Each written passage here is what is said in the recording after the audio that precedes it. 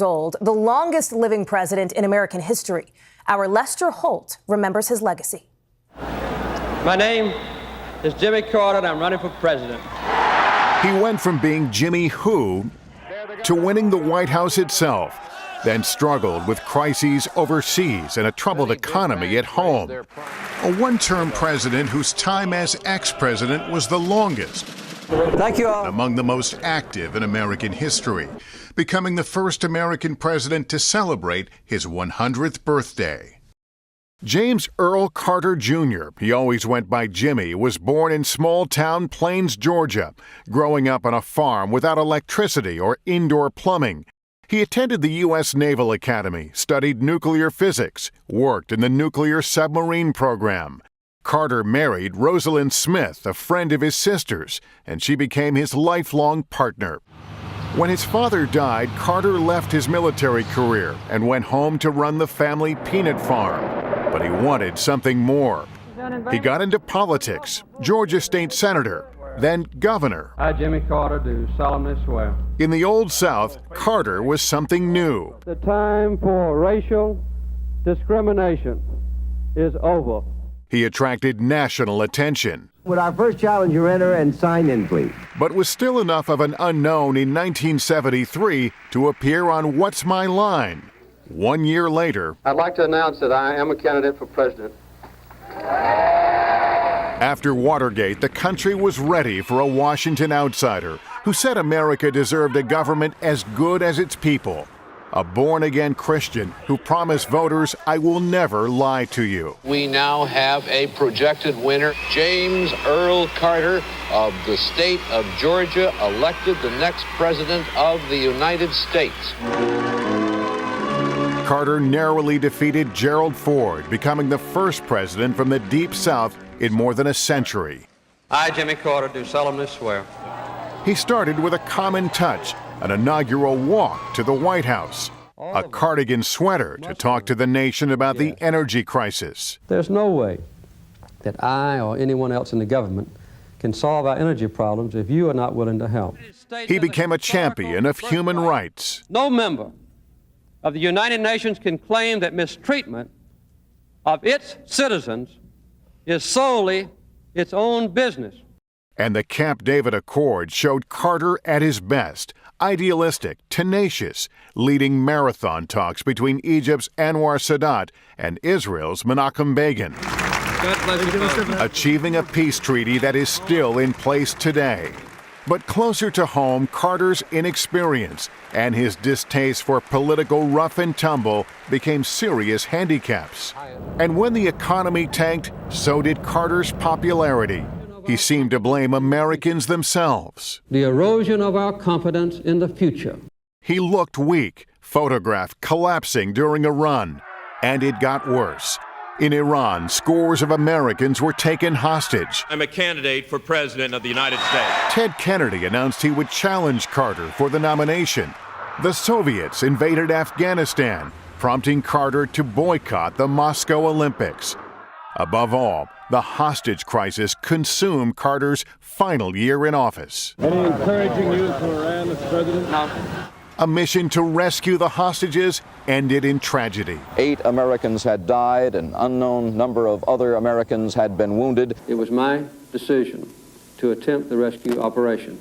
The responsibility is fully my own. Still hoping for a second term, Carter beat Kennedy, only to face an even more formidable opponent. I'll bring new hope to America. Ronald Reagan projected optimism and confidence, and he didn't think much of Carter. There you go again. Jimmy Carter lost in a landslide. And though he finally negotiated the release of the hostages, they weren't officially freed until just after he left office. Through it all, Carter was sustained by his faith. You were faced with some huge crises as president. Did you drop down to your knees and pray? Often, yes, often. In fact, I prayed more per day, per hour, while I was president than any other 4 years in my life. And his defeat marked the beginning of a remarkable post-presidency. He established the Carter Center, committed to advancing human rights and democracy. He even got some respect from an old adversary. You gave of yourself to this country, gracing the White House with your passion and intellect and commitment. For that, Mr. President, I thank you, and your country thanks you. Carter built houses for the poor. He monitored elections, battled disease, and worked for peace around the world, sometimes at odds with his successors. He wrote dozens of books, and in 2002 was awarded the Nobel Peace Prize. An extraordinary ex-president, proud of his years in the White House. Kept the peace. We never went to war. We told the truth. Never lied to the American people. Never misled the American people. So in general terms, I feel perfectly at ease with my term. Carter was diagnosed with cancer, determined to beat it while maintaining his typical collected demeanor. I think I have been as blessed as any human being in the world. Everything's been a blessing for me. So I'm thankful and hopeful. Despite the diagnosis, he continued building houses alongside Rosalind and marked their 75th wedding anniversary in 2021. 75 years, I can't predict. Rosalind died 2 years later, marking the longest presidential marriage in history. In 2024, Carter marked another milestone, his 100th birthday, with an outpouring of gratitude for his life of service. He brought that devotion to everything he did for family and for country until the end. Our Lester Holt remembering Jimmy Carter. I want to bring in our chief Washington correspondent, Andrea Mitchell, who is joining us now on the phone. She knew the former president. And Andrea, you saw so much of his life and legacy there, surrounded by family. The Carter Center says he died at his home of Plains, Georgia. He's been in hospice there for nearly 2 years. And his kids say he will be remembered as a hero to them and to so many around the world. Indeed. And I covered the Carter White House and covered him since he left the presidency, and as Lester was recounting and as history will record, he was a great ex-president. Certainly his legacy larger once he left the White House, but certainly in the White House we remember the Camp David Accords, 1979, the signing on the north lawn of the White House. I was on the roof of the Hay Adams Hotel across the way with our then anchor, John Chancellor, and we observed the signing from across the way. And it was just a great moment. And the Camp David Accords certainly set the stage for what has followed for many Middle East agreements and many Middle East tragedies. He was ahead of his time. I've interviewed him in Haiti, in Cuba. He was the great human rights advocate. And then for his 100th birthday, there was a grand celebration, a rock and roll concert in Atlanta. We went down there for nightly news, and it was just an extraordinary outpouring. He was really a man for all seasons. And a man who's being remembered by so many across the country and around the world as well. Andrea Mitchell, our chief Washington correspondent, joining us now on the phone. Andrea, thank you. That concludes, for now, our NBC News special coverage of the death of former President Jimmy Carter, who has died today at the age of 100, according to his family. We will have much more on his remarkable life and legacy on our streaming network, NBC News Now, and later tonight on NBC Nightly News. I'm Hallie Jackson. For all of us at NBC, thanks for watching. We'll see you soon.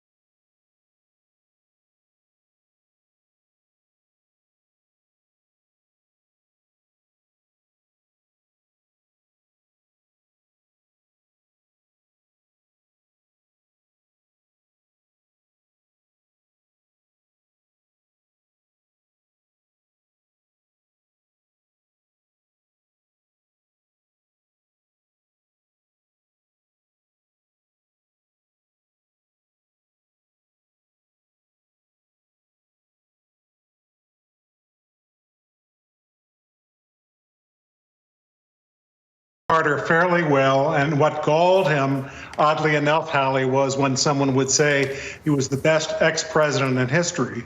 Some people said that sounded like the best restaurant in a hospital. He thought it was sort of an implied insult that his presidency had not been what it should have been. So what Carter used to say is, if you like my ex-presidency, take a look at the values that have driven that ex-presidency: desire for democracy around the world, and human rights, and racial justice, and you will see those things in my presidency. Oddly enough, Hallie, prophets usually do not have honor in their own time. They don't live to see their resurgence if they are unpopular, as Jimmy Carter was when he was defeated for re-election in 1980, running against Ronald Reagan. He only had a tiny number of electoral votes, but he lived to see the resurgence of interest in Carter and respect for him, and the feeling, just as John Meacham was saying a little bit earlier, that character was important. Final thing. No way that Carter would have been elected president except for it was 1976, and he was following Richard Nixon and Watergate and the collapse in Vietnam, a war in which presidents had not told Americans the truth. Carter's whole point during that campaign was, it is important what kind of human being a president is. Michael Beschloss. Michael, stand by. Thank you so much. Our Ali Rafa is in West Palm Beach, where she is, of course, following President-elect Trump. She is also, of course, covering the outgoing president, President Joe Biden. And Ali, we know that the last time President Biden saw former President Carter was at Rosalind Carter's funeral back in November of last year. It was a love like few others have had and experienced, as we've reported on so much. At this point, we expect, and we don't have it yet, but we expect naturally statements from the current White House, from the incoming administration as well. Walk us through what your expectations are as, of course, Washington and Plains, Georgia, and the rest of the country prepare to lay Jimmy Carter to rest. Yeah, as we're all trying to digest this news, Hallie, we're still waiting on reaction from President Biden as well as President-elect Trump, as President Biden is still in St. Croix for the holidays and President-elect Trump remains at his Mar-a-Lago home here in Florida. But we can no doubt expect to see words of praise and admiration for Jimmy Carter, especially from both sides of the aisle, but really throughout the world, for this man who spent his career and even after his presidency, as you're mentioning, for decades trying to make the world a better place. And you mentioned that special relationship that Jimmy Carter had with President Biden. We know he deeply admired him, considered him a very close friend.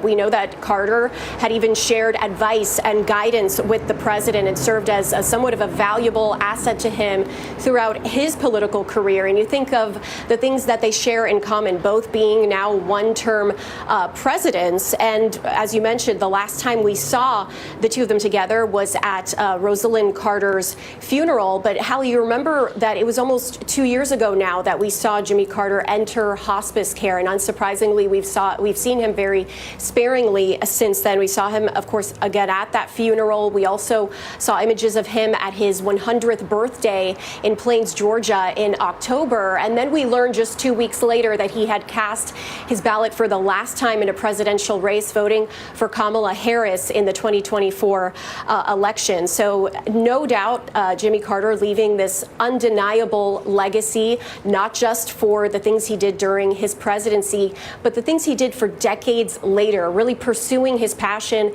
for human rights, trying to make the world a better place, serving on the board of Habitat for Humanity, establishing in 1982 the Carter Center, and also using, as I mentioned, his expertise as a former president to help subsequent presidents and give them advice. So as far as really what happens now, Hallie, the Carter Center in this new statement is saying that there will be public observances in both Atlanta as well as Washington, D.C., followed by a private interment in Plains, Georgia, of course, the Carter's home.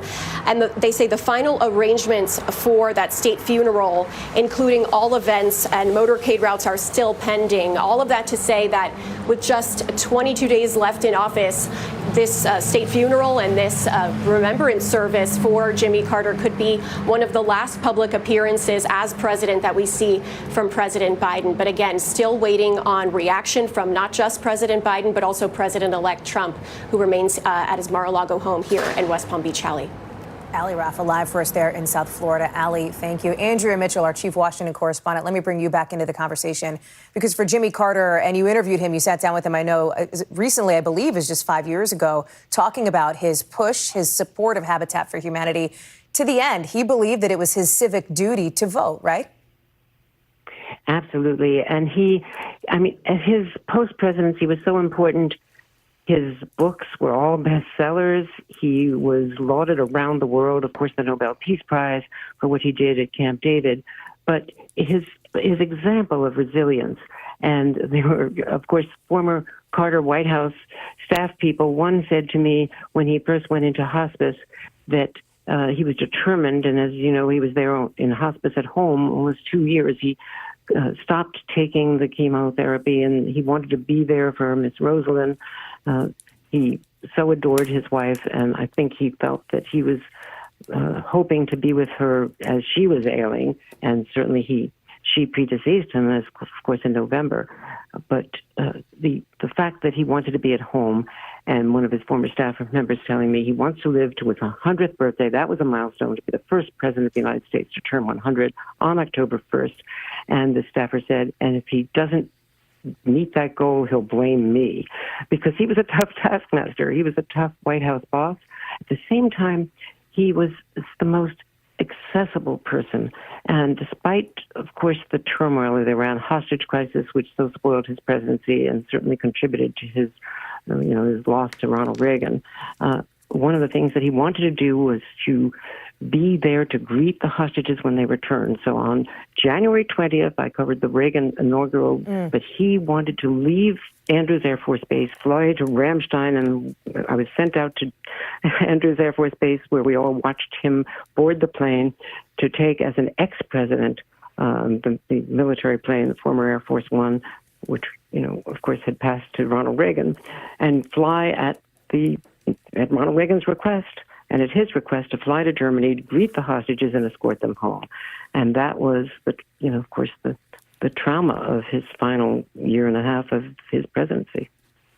Andrea Mitchell. Andrea, thank you so much for those memories, for that reporting, for that analysis as well. Let me bring in now our NBC News White House correspondent, Mike Memoli, who's traveling with President Biden while he is on his holiday break in the U.S. Virgin Islands.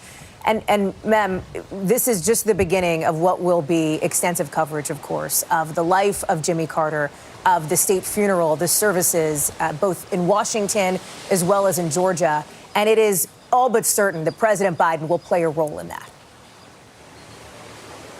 That's right, Hallie. The President's Club is an exclusive one. Only 45 men have ever served as the President of the United States. And so it will fall to the 46th President of the United States, Joe Biden, to lead the country in mourning now for the 39th President. And we have already heard President Biden say publicly in the past that he will deliver one of the eulogies for Carter. And it's appropriate that he would do so, Hallie. This is somebody who, during the breadth of President Biden's long tenure in Washington, he was a young senator just in his early 30s when he was the first senator, the first person, in fact, outside the state of Georgia to endorse then former Governor Carter as he launched his bid for the presidency in 1976. That was the beginning of what remained a very strong relationship between these two men over the decades. And we remember the way that President Biden, in the early months of his presidency, took the trip to Georgia, showed the respect to one of his fellow presidents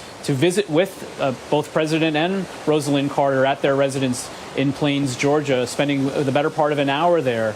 He last saw President Carter just a year ago when he traveled again to Georgia to join in the mourning for Rosalind Carter, attending her funeral service. And at the time, President Biden did say that they were able to spend a little bit of a time together, and he was able to tell President Carter how much he loved him. And so as you think now, as President Biden is just himself preparing to leave office, himself a member of the one-term President's Club, the kinship between these two men, I think, will be on display for the country. And there will be certainly, I think, parallels drawn between their time in office, both their work on the foreign policy stage to achieve peace in the Middle East, their work in the closing days as President Biden is trying to achieve a hostage deal himself here for those Americans still in Gaza and Israel, and the ways in which the economic troubles of the country and inflation were part of their political undoing, but the ways in which they ran for office at a searing moment in the history of this country. Carter in the wake of Watergate, President Biden in the wake of impeachments of former president, now soon to be president again, Donald Trump. These are all sort of front of mind as the president will be doing that, leading the country in mourning.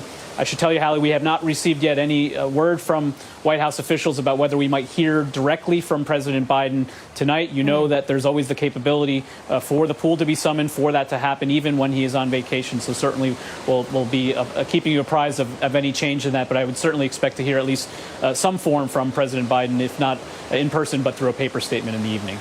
Mike Memoli live for us there at the Virgin Islands. Mike, thank you very much. John Meacham is back with us as well, the distinguished professor of history at Vanderbilt University. And John, these moments, these kinds of funerals, especially for a former president, are significant. They are a moment for the nation to come together, for former presidents to come together to honor one of their own. Talk us through your expectations and the way you see the next few weeks playing out. It's a great question.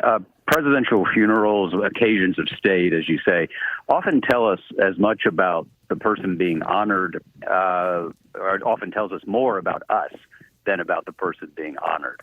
I think about President Reagan, who died on the anniversary of D-Day in 2004, an event that 20 years before he had so powerfully captured. And I think President Carter's death, to some extent, without being overly grand about it, marks part of the end of an era. And the era was one in which, for all of our ferocity, for all of the dissensions and disputes of democracy, former presidents, people of both parties, could come together on big things. We haven't mentioned President Carter and the man he beat, Gerald Ford, became quite close. Became advocates for election reform after 2000. And you played a moment ago that remarkable scene in Atlanta at the opening of the Carter Center, where Ronald Reagan saluted the man that he had defeated. That has become ever rarer. And I think President Biden has tried to do all he can to maintain the decorum and dignity of the office. But it's a different time. It's a time when our trust in institutions is ebbing.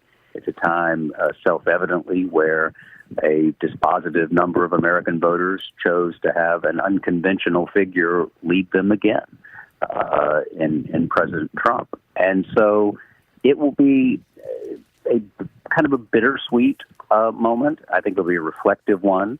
I'm sure President Biden will speak from the heart because that is the world from which he comes, a world in which every dispute does not have to be cataclysmic.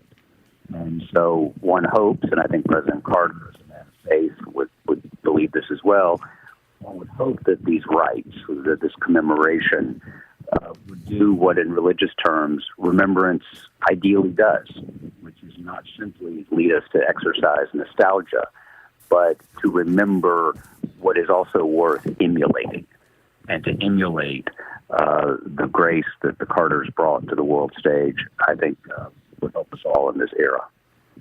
John Meacham, we're glad to have you with us tonight, and I know we'll be talking more in the days ahead. Thank you so much for being with us. And thanks to all of you for watching our special coverage of the death of former President Jimmy Carter. Again, late this afternoon, the Carter Center, the Carter family confirming that the former president has died at the age of 100 after nearly 2 years in hospice care. We will have much more on Carter's life and legacy coming up tonight on NBC Nightly News and online at NBCnews.com. For all of us here at the network, I'm Hallie Jackson. Thanks for watching, and we'll see you soon.